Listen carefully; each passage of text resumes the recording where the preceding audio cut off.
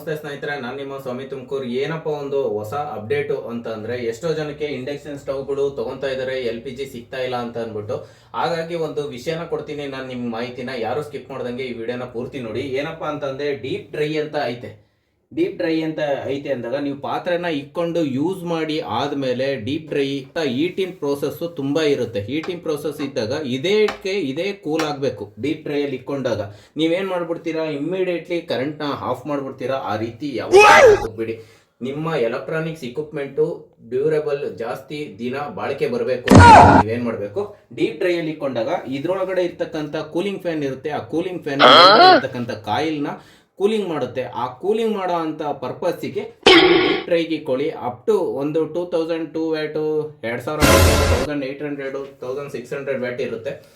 ಯಾವತ್ತೇ ಇದ್ರು 1000 watt, 1200 ವ್ಯಾಟ್ಗೆ ಇಕ್ಕೊಂಡು use ಮಾಡ್ಕೊಳ್ಳಿ. ನಿಮ್ಮ ಎಲೆಕ್ಟ್ರಾನಿಕ್ಸ್ ಉಪಕರಣಗಳು ದೀರ್ಘಕಾಲ ಬಾಳಿಕೆ ಬರುತ್ತೆ.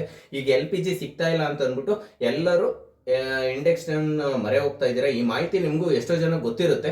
ಆದರೆ ನಾನು ಮತ್ತೊಮ್ಮೆ ನಿಮ್ಗೆ ಹೇಳ್ತಾ ಇರೋದು ಎಂತಕ್ಕೆ ಅಂತಂದರೆ, ಇಂಡಕ್ಷನ್ ಸ್ಟವ್ ಡ್ಯೂರಬಲ್ ಬರಬೇಕು ಅನ್ನೋದಕ್ಕೋಸ್ಕರ ನಾನು ಈ ಮಾಹಿತಿನ ಕೊಡ್ತಾ ಇರೋದು. ಈ ಮಾಹಿತಿ ಇಷ್ಟ ಆಯಿತು ಅಂದರೆ ಒಂದು ಲೈಕ್ ಮಾಡಿ, ಹಾಗೆ ಕಮೆಂಟ್ ಮಾಡಿ. ಪ್ರತಿಯೊಬ್ಬರಿಗೂ ಇನ್ನೊಬ್ರಿಗೂ ಗೊತ್ತಾಗಲಿ ಅಂತ ಶೇರ್ ಮಾಡಿ. Thank you. ಜೈ ಗುರುದೇವ್.